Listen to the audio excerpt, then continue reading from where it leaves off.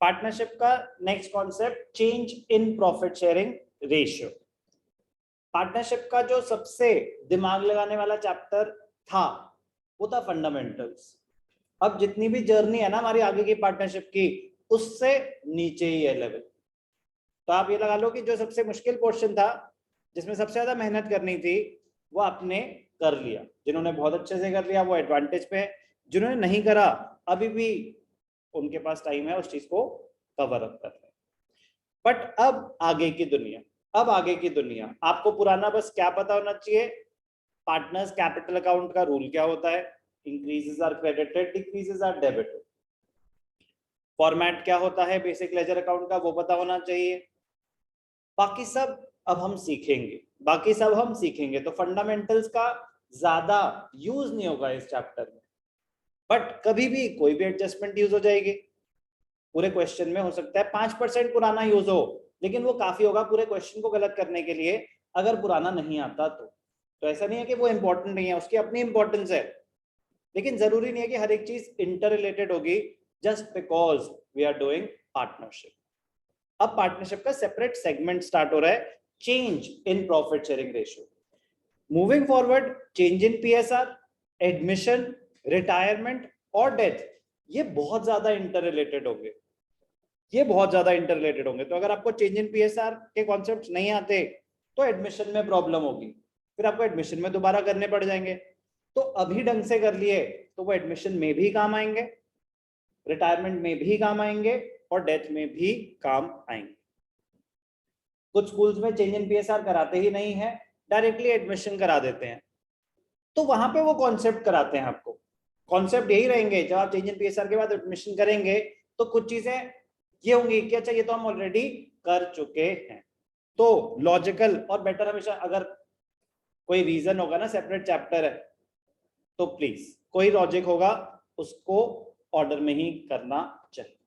तो आज हम करेंगे change in profit sharing ratio, change in PSR. A, B, C were sharing profits in the ratio 3:2:1. Now they have decided to share the profits equally. Partners वही हैं, बस उन्होंने आपस में partnership profit sharing ratio change कर लिया है। तो कह रहे फिर क्या क्या एडजस्टमेंट करनी पड़ेंगी अगर आपस में प्रॉफिट शेयरिंग रेशियो चेंज हो रहा है, ये सीखेंगे। पार्टनरशिप की डेफिनेशन हम ऑलरेडी बचपन में कर चुके हैं, आगे बढ़ेंगे। Partnership agreement defines the terms of partnership among the partners, and whenever there is a change in the relationship of partners, that is change in the terms of agreement, it results in reconstitution of the firm. तो हम क्या पढ़ने वाले हैं, reconstitution का एक part.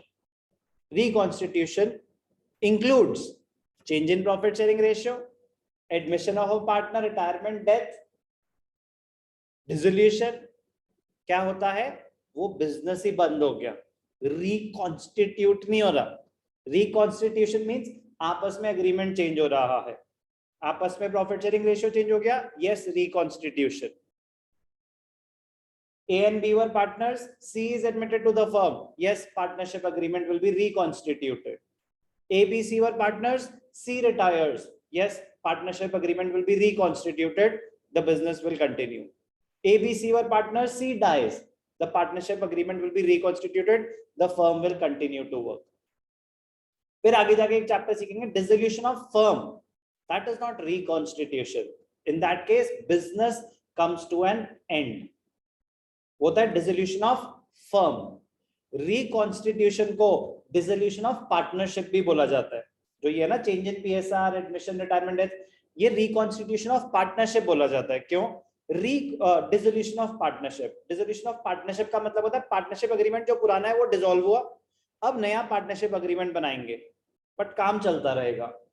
Dissolution of firm में क्या होता है, business comes to an end. Stating differently, any change in the existing agreement of partnership is called reconstitution of the firm. As a result existing partnership agreement comes to an end, existing partnership comes to an end, the agreement, तो इसलिए इसको बोला जाता है dissolution of partnership, क्योंकि पुराना agreement आपस में डिसॉल्व हो गया, खत्म हुआ, it comes to an end, चलो नए से शुरू करें। New partnership agreement comes into existence, however the firm continues, business चलता रहता है। very important point, a firm is reconstituted. What are the events under which a firm can be reconstituted? Number 1, change in the profit sharing ratio. Number 2, admission of a partner. Number 3, retirement. Number 4, death. इसके अलावा एक चीज होती है amalgamation of 2 or more partnership firms. आप दोनों की अपनी पार्टनरशिप चल रही थी, हम दोनों की अपनी पार्टनरशिप चल रही थी, हमने कहा चलो मिलके काम करते हैं, अमेलगमेशन। अमेलगमेशन हमारे कोर्स में नहीं है, कॉलेज में होता है, बट पता तो होना चाहिए रिकॉन्स्टिट्यूशन के क्या क्या इवेंट्स होते हैं।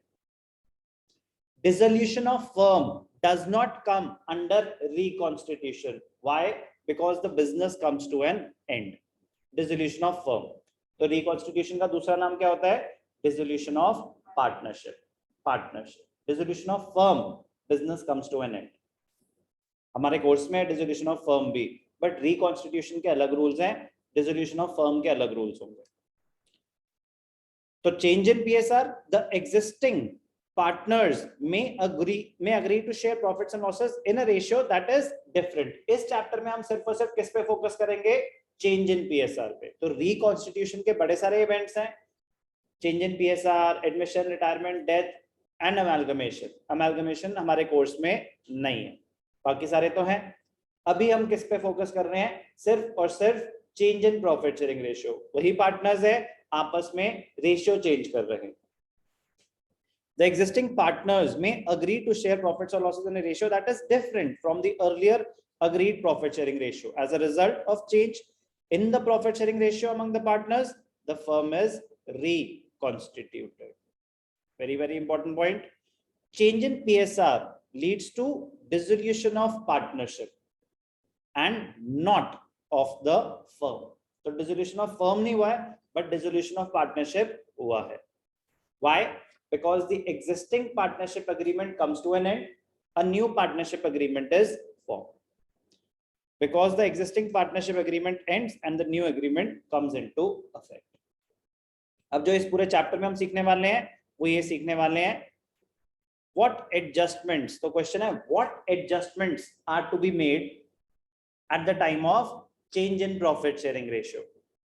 Exactly same question आएगा next chapter में, what adjustments are to be made at the time of admission of a partner, what adjustments are to be made at the time of retirement of a partner.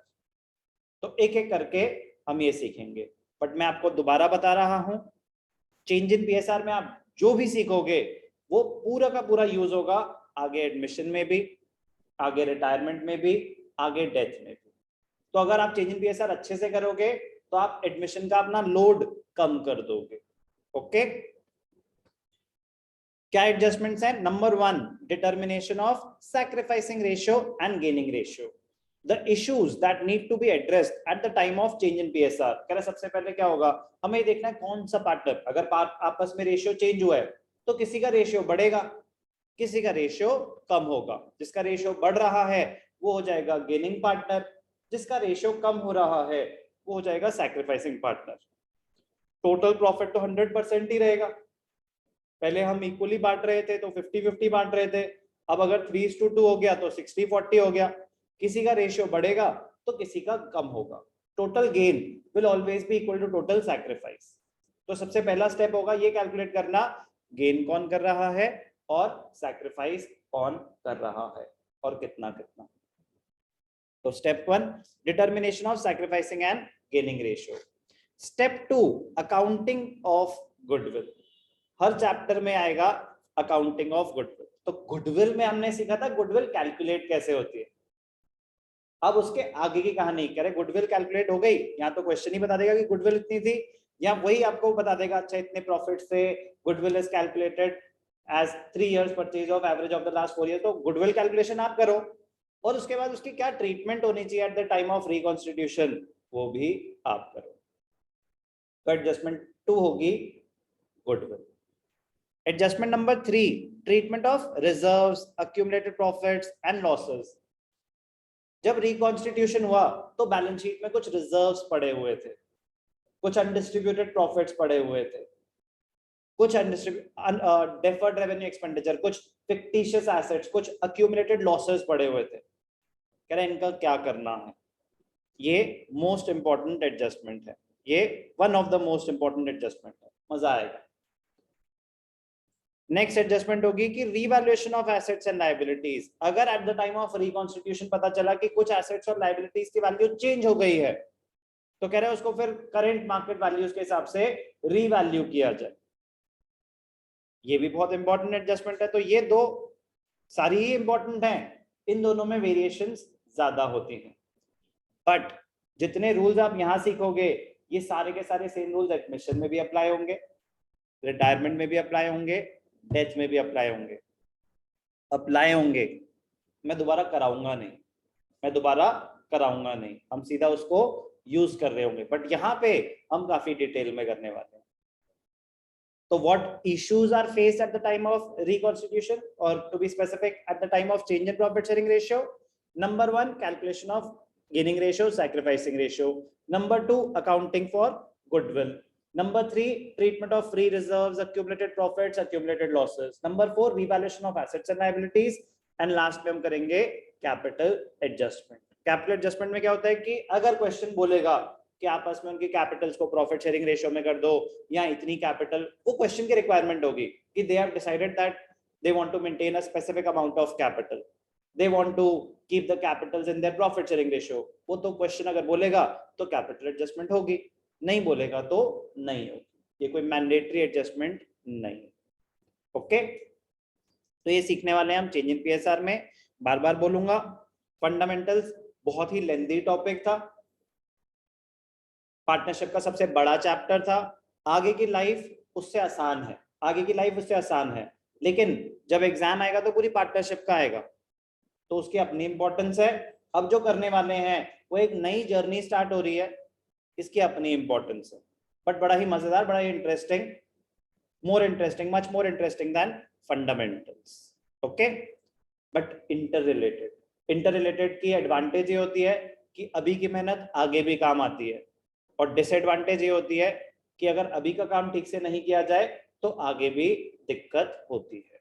Okay, I repeat, fundamentals आगे की दुनिया में partnership की 5 to 10% use होगा maximum, but कहाँ use होगा वो आप पहले से डिटरमिन नहीं कर सकते, तो फंडामेंटल्स के कॉन्सेप्ट डिलीट नहीं कर सकते, ठीक है ना। बट ये बता दो, कहीं ढूंढते रहो ना फंडामेंटल्स कहाँ यूज हो रहा है, इसमें नहीं होगा, 5 to 10% यूज होगा, बट गुडविल भी 5 to 10% ही यूज होगा। लेकिन मैं कह रहा हूँ ना 5 to 10% काफी होता है आपके क्वेश्चन को गलत करने के लिए। तो ऐसे छोटी छोटी कहीं भी चीजें यूज हो सकती हैं, कॉन्सेप्ट हमेशा आपके क्लियर रहने चाहिए। क्या स्टार्ट करेंगे? Change in profit sharing ratio.